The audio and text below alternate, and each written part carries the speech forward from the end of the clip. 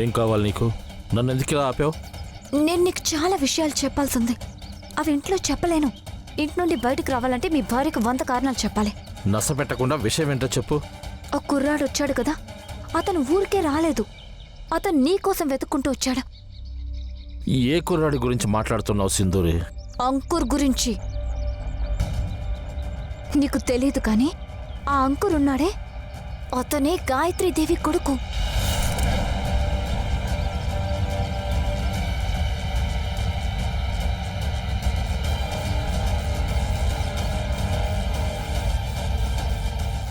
ఏంటి ఏంటి పిచ్చిగా మాట్లాడుతున్నావు నువ్వు? నేను చెప్తుంది ముమ్మాటికి నిజం. ప్రతాప్ సార్ అంత టెన్షన్గా కనిపిస్తున్నారేంటి? నువ్వు అతనికేమీ చెప్పలేదు కదా? లేదు, చెప్పలేదు. ఆ కుర్రాడి గురించి నిజం నీకే చెప్తున్నాను నేను. కానీ నీ గురించి నిజం అతనికి తెలుస్తుంది. ఈలోపే అతని ఇంట్లోంచి నువ్వు బయటికి గెంటేసి ప్లాన్ చేయాలి. కానీ ఈ రోజే నేను ధైర్యంతో మాట్లాడుతాను. మాట్లాడితే ఎలాంటి ప్రయోజనం ఉండదు. మనం వేరే దారి ఏమైనా వెతుక్కోవాల్సి ఉంటుంది. నేను ముందే చెప్తున్నాను. ధైర్యకు ఒకవేళ చిన్న అనుమానం వచ్చినా లేనిపోని సమస్యలు వస్తాయి. అవును, నువ్వు చెప్పేది కరెక్టే. ఈ సమస్యని ఎలా ఎదుర్కోవాలో నేను ఆలోచించిన నిర్ణయం తీసుకుంటాను.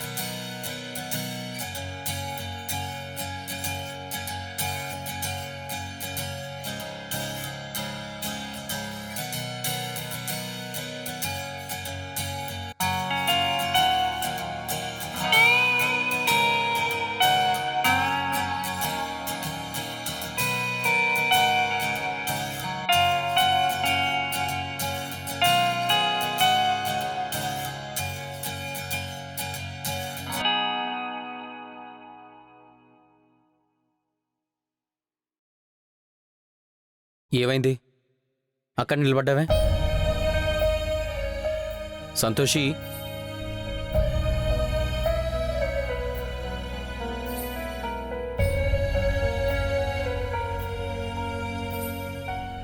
ఏమైంది?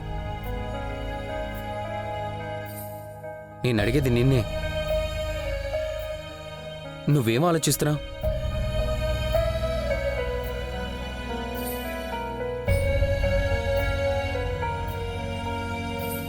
ఒకసారి నీ మొహం చూసుకో.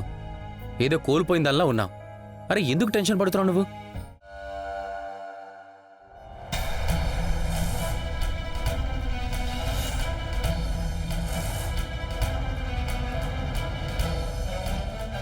నీ ఈ ఆనందంలో ఒక్క విషయాన్ని మాత్రం నువ్వు మర్చిపోకు సింధూరి. నీ దగ్గర కేవలం ఒకే ఒక్కరోజు మిగిలింది.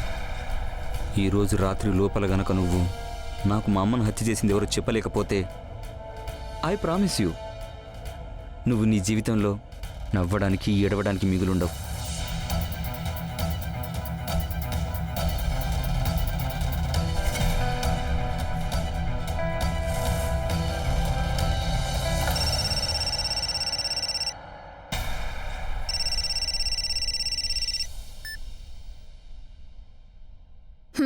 నిన్ను వెంటనే కలవాలి. అర్జెంటుగా బయటికి రా, రైట్ నౌ.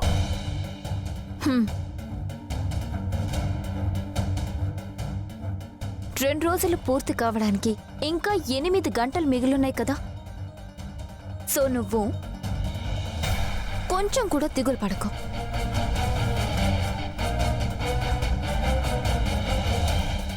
సింధూరి, ఒకవేళ ఈరోజు నువ్వు నాకు నిజం చెప్పకపోతే నిజంగానే రేపటి సూర్యోదయం నీ జీవితంలో ఉండదు. అతను నాకు 2 రోజులు గడువిచ్చాడు. వాళ్ళమ్మని చంపిందెవరో ఈ 2 రోజుల్లో చెప్పమన్నాడు. ఇప్పుడు ఆ 2 రోజుల్లో కేవలం 8 గంటలే మిగిలున్నాయి. అలాగే చూడు, అతను నన్ను బెదిరించాడు కూడా.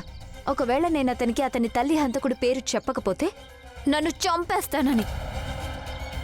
అయితే అయితే అయితే నువ్వేం చేయబోతున్నావు? నేనే చేస్తాను. ఎవరో బయట వాళ్ళ కోసం నేను నా ప్రాణాల మీదకి ఎందుకు తెచ్చుకోవాలి? అంటే ఏంటంటే నేను అతనికి జరిగిందంతా చెప్పేస్తాను. వద్దు సింధూరి, వద్దు. దయచేసి అలా ఎప్పటికీ చెయ్యొద్దు. సింధూరి, నా మాట విను ప్లీజ్. రిక్వెస్ట్ చేస్తున్నాను నిన్ను, ప్లీజ్ చెప్పొద్దు. చూడు, నేను నీకు మాట అయితే ఇవ్వలేను. ఎందుకంటే నువ్వు నా హీరోకి పెద్ద అన్నయ్యవి కాబట్టి నేను ఖచ్చితంగా ప్రయత్నం చేస్తాను. Thank you.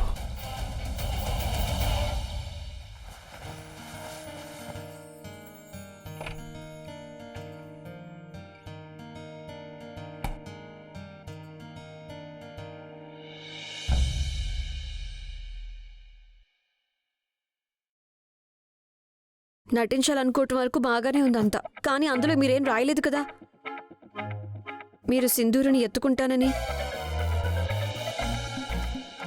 మరి అంకుర్కి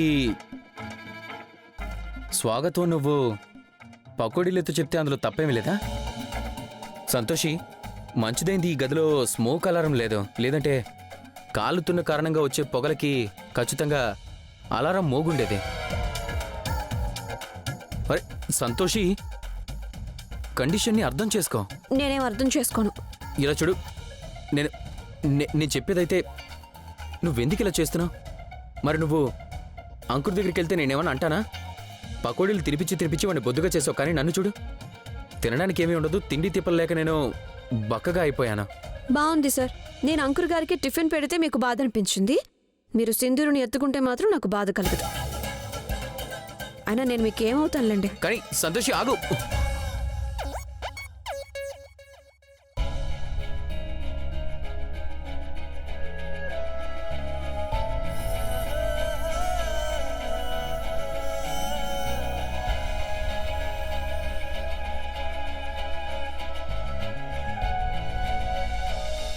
సంతోషి, ఎక్కడికి వెళ్తున్నావు? లిసన్.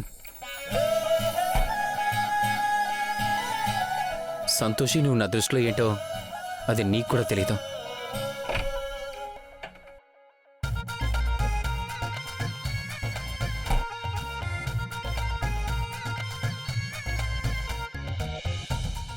నాకు తెలుసు నన్ను వదిలి నువ్వు ఉండలేవని. రాకుండా ఎలా ఉంటాను?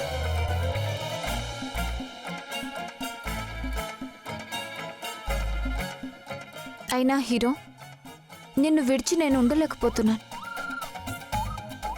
హీరో చూడు, ఇప్పుడైతే ఇక్కడ ఎవ్వరూ లేరు కదా. నువ్వు చెప్పాలనుకుంటుంది నా ముందు చెప్పే. ఇలా చూడు, నువ్వు ఎవరికి చెప్పవు కదా. సింధూరి, నువ్వే ఒరిజినల్ సంతోషివే. And I love you.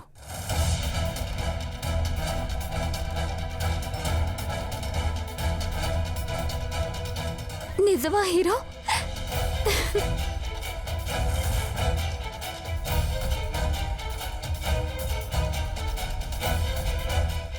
కుటుంబం అంతా మోసగాళ్లే. ఈ విషయం నేను సంతోషి గారికి చెప్పి తీరాలి. రంగన్న, మీరు కింద మిగతా పనులు చూసుకోండి, నేను పూజ ఏర్పాట్లు చూసుకుంటాను. అలాగేనమ్మా. ఆ.